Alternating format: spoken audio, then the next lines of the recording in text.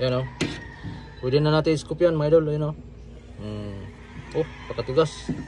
Oh, umiikot na nga o. Diyan. Oh, pwede na. Yun. Diba? Yun, good morning mga idol. Yun, magandang umaga sa inyong lahat dyan. So ngayon mga idol, maglagyan na naman ako ng panibagong yelo at asin dito sa ice cream natin. Yan. Medyo lumambot siya. Yan. So ang gagawin ko dito mga idol, pag maglagay ako ng panibagong yelo at asin, siyempre tatanggalin muna natin yung tubig dito.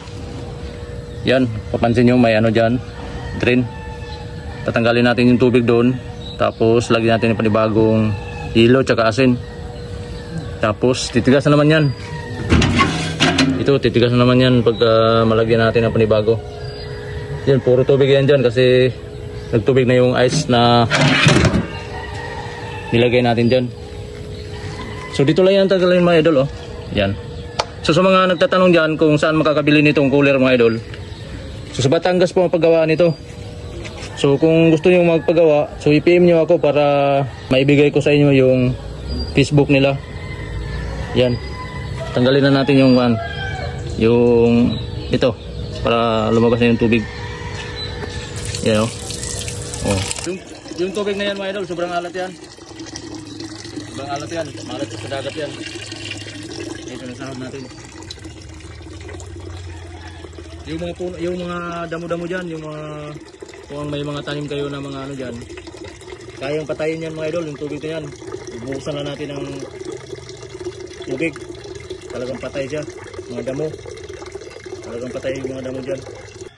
So ito mga idol, ayan. Mayroong nagtatanong sa akin kung ilang minuto tumigas no mga idol dito sa cooler natin. So ito mga idol, kung napapansin nyo, yan malambot talaga siya. Yan, pag i-scoop natin, sobrang lambot talaga, no? Hindi talaga pwede natin ibenta yan. Kasi sobrang lambot talaga siya, no? Yan, kung napapansin nyo. Yan. So hindi ko pa nalagyan ng ano yan mga idol, yelo at asin. So pag nalagyan ko na yan ngayon, mag-antay lang tayo ng mga 15 minutes, no? 15 minutes, takpan natin. Pagkalipas ng 20 minutes, yun. Matigas na yan mga idol, pwede na natin yung i-scoop yan. So pwede na yan ibenta, no? Yan. So depende sa cart kasi yung ibang cart, may mga cart kasi na mga ganitong lagayan na ano talaga, medyo matagal tumigas yung ice cream, no? Pero ito yung sa akin, talagang madali lang to kasi ano to, maluwag ang clearance dito yan sa gilid. Yung lagayan ng ice.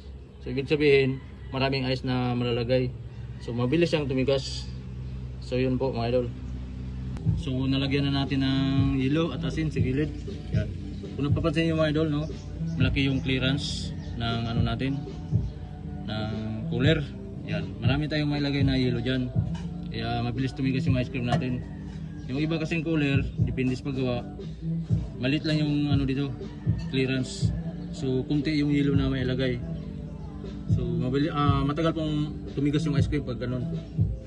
Yan, ito. Ito ko sa inyo. Tanggalin natin natin. Yan. Yan. Diba?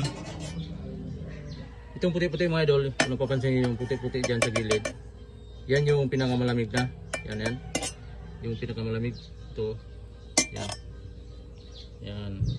So tulad ng sinabi ko, pag maglagay tayo ng yelo at asin, talagang pantay talaga siya mga idol, no? Lalo na yung asin, talagang ipapantay natin. Kasi yan ang mangyayari mga idol. Ito kung napapansin nyo, yan, puting-puti talaga siya, no? Sobrang lamig dito yan.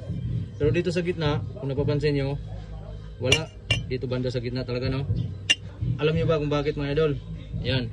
Kasi dito sa gilid na to, dito sa gitna na to, yan, malit yung clearance. Yan o, napapansin nyo, malit ang clearance. Ikumpara natin sa gilid.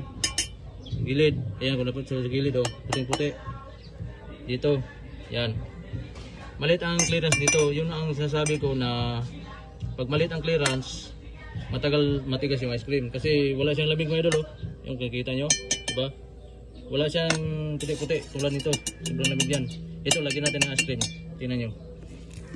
Lagyan natin ice cream yan. Yan, hig natin dyan. Napakabilis tumigas yan.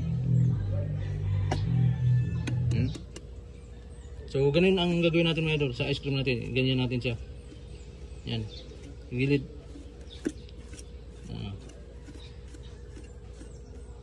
Dito titigas din yan pero hindi ganong mabilis, no?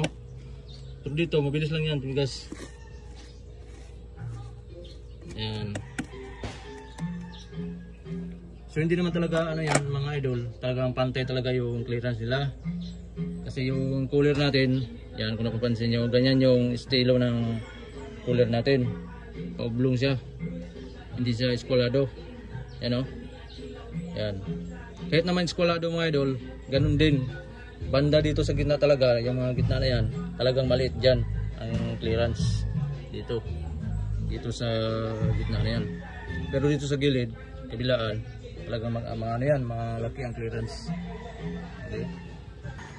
Okay mga idol, yan.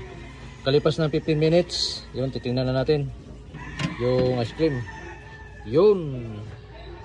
Okay, matigas na mga idol. Matigas na yan. Yan o. Pwede na natin scoop yan mga idol. Yan o. Oh, pakatigas. Oh, umiikot na nga o. Yeah. Oh, pwede na. Yun. Diba? Saglit lang. 15 minutes. Okay. Ganun lang mga idol. Madali. Okay. Tigas na yan. Okay. Saktong sakto. Oh.